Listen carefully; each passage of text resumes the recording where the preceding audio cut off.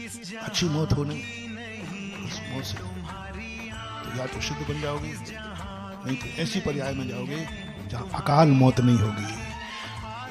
नमोकार मन तुम्हें अकाल मौत से नहीं बचा सकता, लेकिन पूजा की पहली पंक्तियां तुम्हें अकाल मौत से बचा सकती हैं। जन्म जरा मृत्यु विनाश नाय। मैं मृत्यु का ही नाश करना चाहता हूं, मृत्यु ही ना आए।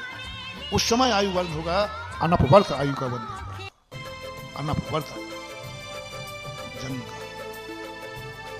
मेरा जन्म ही नहीं, मैं जन्म नहीं चाहता। मोक्ष मिले तो मिल जाएगा, नहीं तो उपाद पद में जाके जन्म लोगे, जहां तुम्हें जन्म के कष्ट ही नहीं उठाना पड़ेगा। क्योंकि इसी प्रकार सब में लगा लेना, प्रतिकार करने का भाव नहीं आया, जैसे क्षुधा में बताया मैंने, ऐसे काम रोग में नहीं, ऐसे परिणाम हो जाएंगे तुम्हारे मन में कभी विकार ही, मना कभी ना विकार मार्ग। कैसे हो गए तीर्थंकर ऐसे? एक भक्तांबर में श्लोक आता है, दशांग ना भी बोलते है, मनागपि न मनो विकार मार्ग। चित्रम किमत्र यदि ते, चित्रम किमत्र यदि ते दशांग नाभि नीतम मनागपि विकार मार्गम कल्पांत काल मरुता किम मंदरादि शिखरम चलितम कदाचित। क्या बात है, ऐसे आनंद आ जाता है जब इनका शक्तियां पढ़ता हूं। क्या बात है, चित्रम किमत्र यदि ते दशांग नाभि। हे भगवान, चारों तरफ आपके देवांगनाएं घूम रही, चारों तरफ देवांगनाएं घूम रही, रूप राशि घूम रही है। ऐसा कौन व्यक्ति है दुनिया में जो रूप को देखने का भाव नहीं करता? लेकिन चित्रम किमत्र यदि ते दशांग नीतम मनागपि न मनो किंचित मात्र भी उनको देखने के बाद आपके मन में विकार भाव नहीं आया। कैसे नहीं आया? क्या वो संसार से अलग है? कुछ नहीं, कुछ नहीं।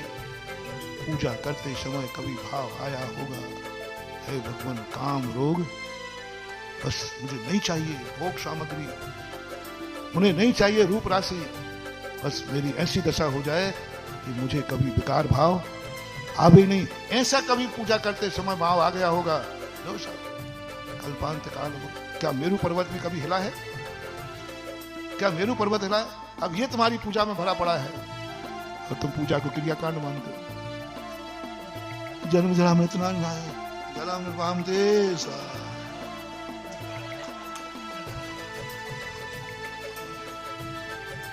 वो साइकिल पे एक व्यक्ति बैठा था, उबड़ खाबड़ आया, वो अपना पाजामा पहनते थे पहले, तो उसने कहा देख भाई अपना जल्दी जम के पकड़ लेना, तो उसने नाड़ा जम के पकड़ लिया, वो साइकिल से गिर गया।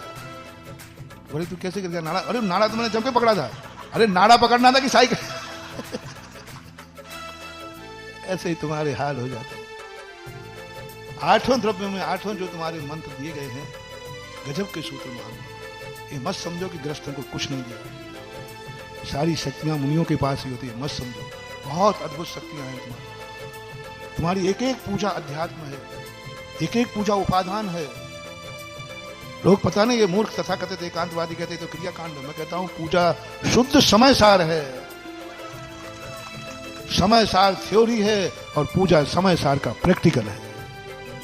समझाने की कला तो सीखो। बोलो मैं भगवान की तरफ पूजा को ले जा रहा हूं कि आत्मा की तरफ?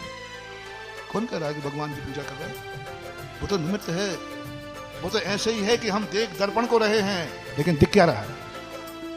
देख रहे हैं और दिख क्या रहा है? बस देख रहे हैं भगवान को और दिख रही है अपनी आत्मा। यही तो रहस्य। इन मूर्खों को यही पता नहीं है कि दर्पण देखा जाता है, ऐसा कहा जाता है, लेकिन देखने में तो ये कहा जाता है कि मैं भगवान का दर्शन कर रहा हूं। सत्य तो वह है कि भगवान के दर्पण में हमें अपने अंदर का वैभव दिखता है। समय सार का प्रैक्टिकल है आठों पूजा, पूजा के आठों अंग पूरा। कहीं निमित्त बुद्धि नहीं है, कहीं क्रियाकांड है ही नहीं। क्रिया है लेकिन क्रियाकांड, क्रिया तो है क्रियाकांड। ऐसी अलौकिक शक्तियां तुम्हारी। तो ये जो अपनी स्थिति बनती है, नाम करो कि मुझे पर का सहारा लेना ही और पर की तरफ देखना भी, पर वस्तु मेरी हो जाए। और ऐसी शक्तियां जब अपने अंदर जागती है तो उस समय व्यक्ति